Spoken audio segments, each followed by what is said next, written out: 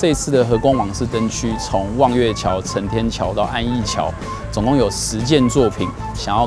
带给大家一个类剧场形式，也包含了可以有一些亲子的，也有一些动力装置的，甚至有一些灯光剧场型的展演，希望大家有点像是行动艺廊的感觉，让大家在这个运河旁边不但欣赏美丽的景色，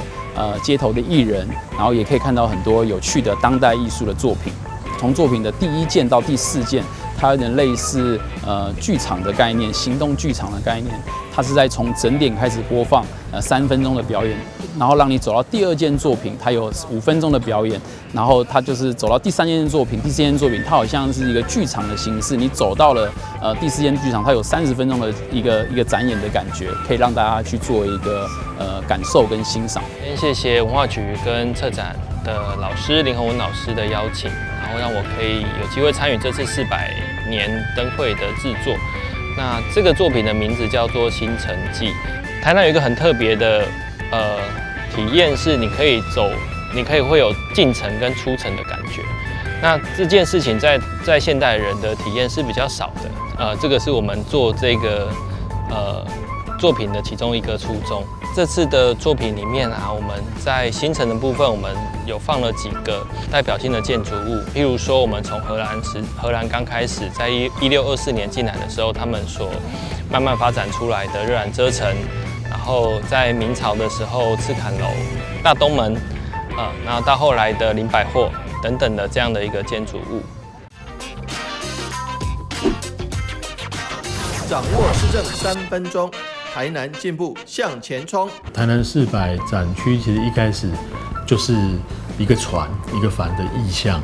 所以其实他在带我们看见安平跟世界的关系，然后接着其实是各种不同的身份的艺术家，那国外的、国内的原住民、客家或者是新住民。那我们从他们的创作当中，他们其实在体现一个安平作为一个多元的文化跟人群的互动的平台。那运河那边其实我们用了比较科技艺术的做法，因为运河其实它没有这么的宽，它那个场域的可控性很好啦。那我们希望在那边其实用一种比较科技艺术，然后声跟光的相互的结合。台湾灯会，我们在安平灯区，想要呈现跟表现的其实是回应一个2024年台南400的精神。那安平作为一个台湾乃至于台南面对世界的窗口，这400年来，其实我们看到的是一个多元族群在这边的汇聚。那当然它也有冲突、有协调啦。所以这个安平灯区，我们认为它不应该是像沙仑灯区一样，就是一片大放光明的，然后只靠一个单一的。我们靠的比较我们说单一的作品的主灯来呈现它的气势。它应该在安平灯区，我们在讲一个故事然后那个故事里面有很多的主角一起来参与我们对那个故事的诉说这些主角就是这些艺术家们原住民啊、客家、汉族、新住民、日本、荷兰甚至于印尼他们其实就是一个台南跟安平多元性的代表啦。那通过他们的作品，我们希望能够看见这个安平在过去的历史的特色然后我们也希望透过也经由安平然后经由这些作品，看见这些多元文化怎么在当代展现出一个新的时代的价值。2024台湾灯会在台南，2月3日到3月10日，邀您一起来台南赏灯。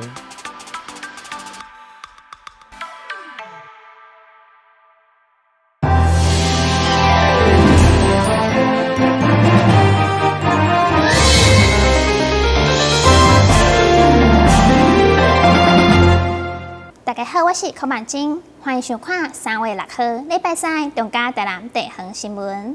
台南市议会上午召开临时会，其中针对跳舞生命纪念日条例修正案，因为还未摕到土地就要修法，引起到议员的反对，最后这个草案暂停讨论。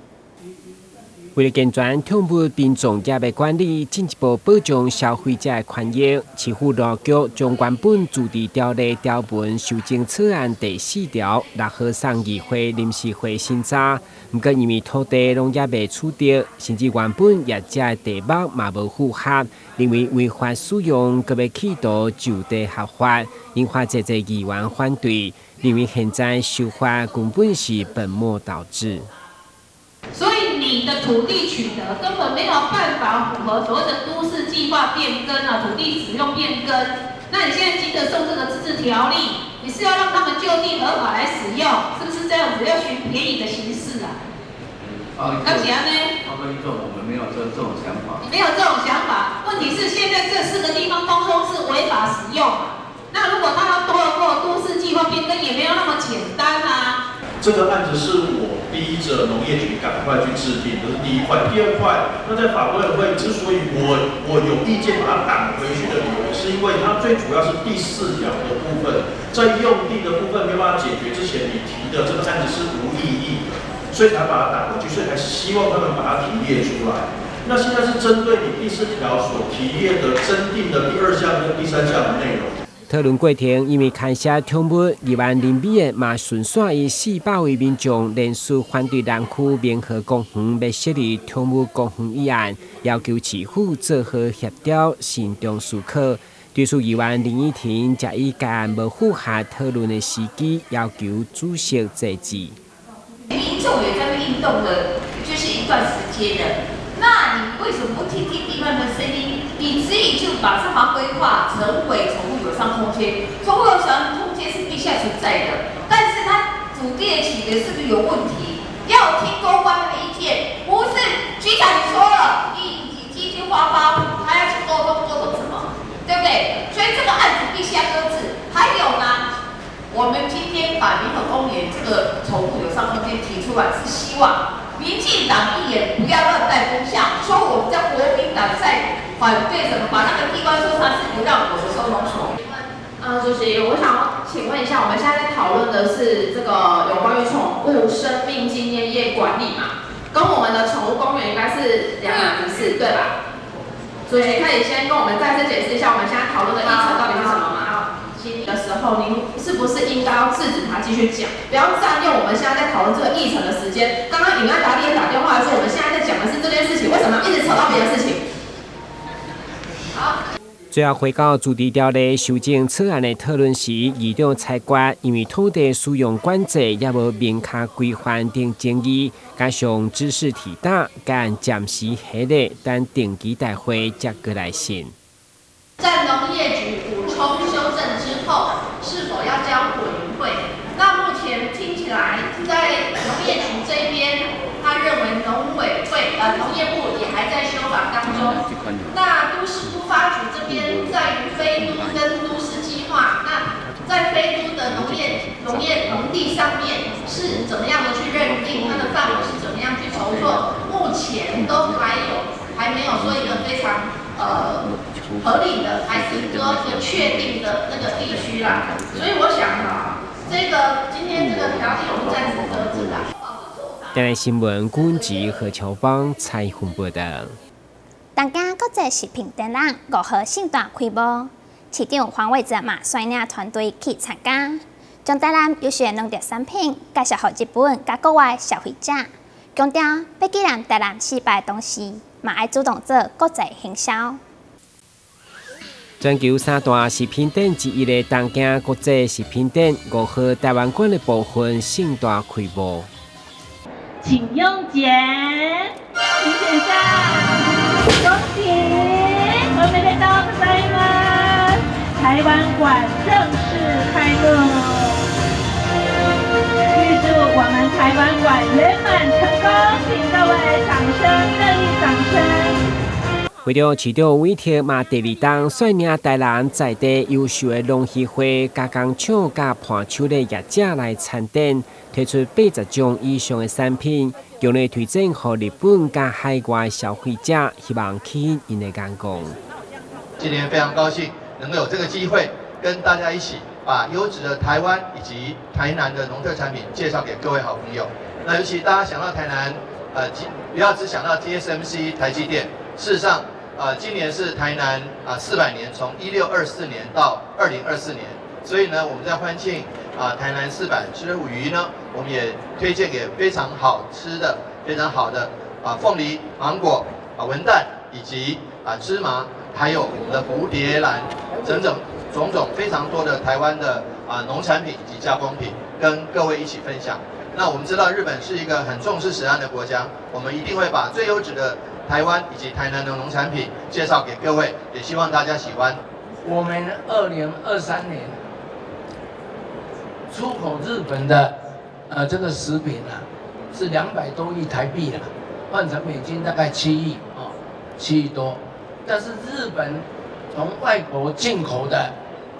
这个食品是150亿美金是4500亿台币所以这个潜在商机还非常的大所以很多日本人到台湾都会买台湾的水果，爱吃台湾的水果、食品还有这个果子饼干。那么怎么样符合找到这个日本的这种通路符合日本的文化跟日本的喜好跟习惯，把我们的产品推销出去，这是我们这个台湾馆的最大目的。驻日本大使谢中庭嘛，伫开幕式过后来到台南单位试食，对台南农特产的品质相当恶劣，嘛替咱挂保证。台南新闻综合采访报道。台南市中西区有条港里30位长辈今日透早来到上主菜有线电视台做参访，除了实采电视台幕后的辛苦过程，也体验新闻采访甲报道，互长辈人感觉真趣味。长辈仔细听讲师介绍量影杯，学习如何操作量影机，刷落来是一体验。3、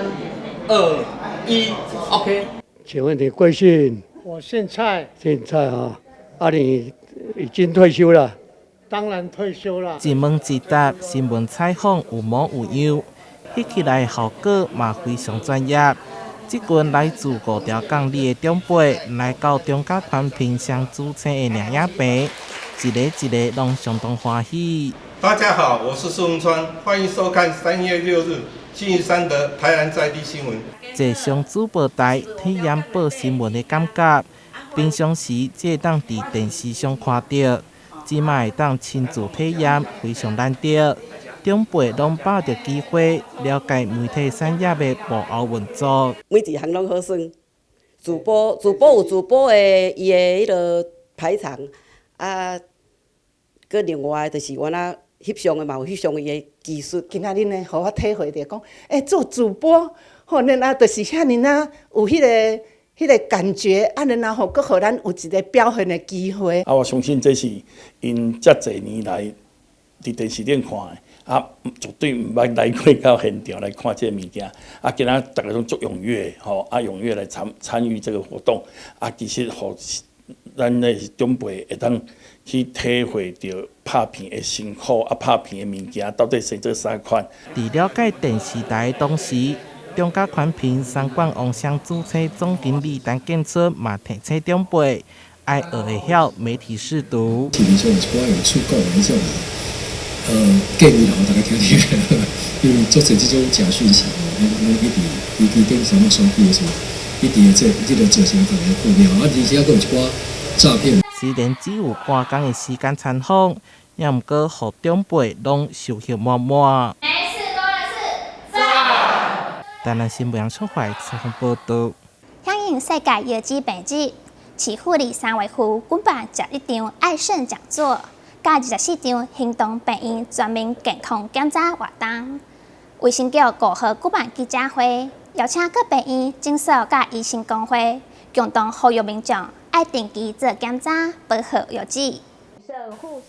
台南市爱肾月活动第5号即天正式甲开序幕，市府卫生局举办记者会宣传，呼吁市民提升对着药剂健康的认识甲重视。再次宣导我们民众一定不要误信偏方，那所有的东西都是必须从自己的健康生活形态跟饮食习惯来做调整。那刚才所提到的有一些所谓4不1没有，跟一些警讯，我们一定要赶快去做健康检查。其实现在的健康检查也很普及，包括我们卫生局的行动这个检查车都在各个地方跑。所以你要去检查抽一个血，检查一个其实最简单的哈，还是验个尿都非常的简单。你可以早期发现，早期来针对自己的健康状态去做一些维护的工作。肾病它是可以预防的，甚至是如果你能早期发现，它是可以治疗的。那这个跟我们的生活习性其实几乎都息息相关。刚刚我们不管讲的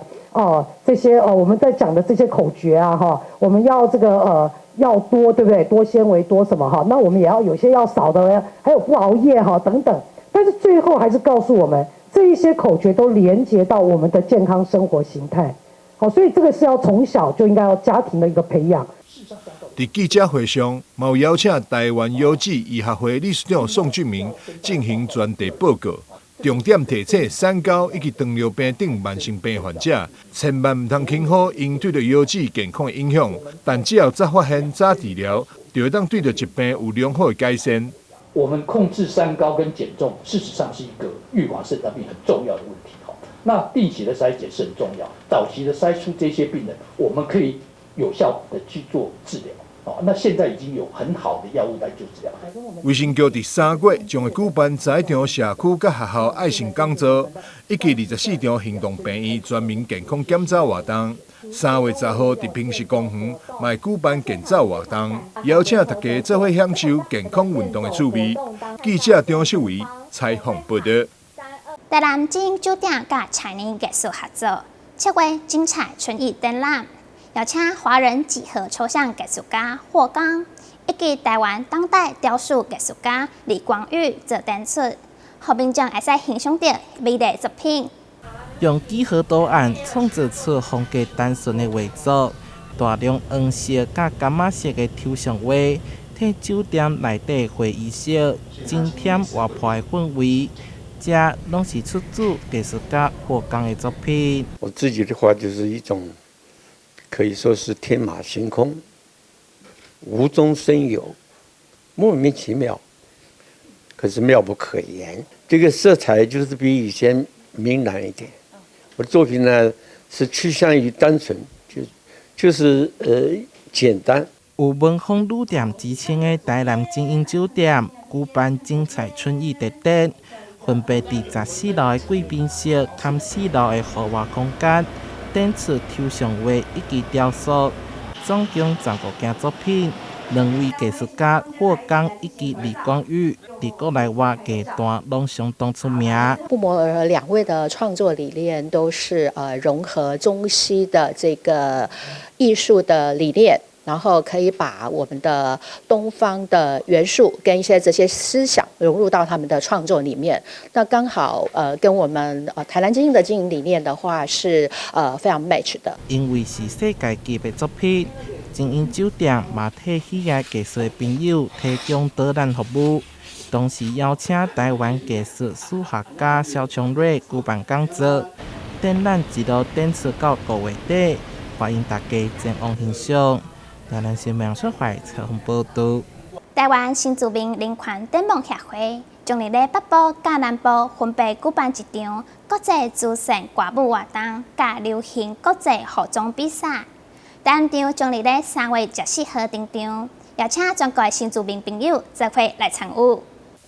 為何新住民朋友展現在嘅台灣新住民人權展望協會將喺咧24日舉辦國際主旋歌舞活動甲時尚國際服裝比賽。協會理事長張正祥表示，過去這個活動攏只有喺北部舉辦，這次會當順利喺台南辦理。首先要感謝議員蔡立青、台南市體育總會理事長吳志祥以及真濟贊助單位的大力相挺。台南市及台灣全部的新住民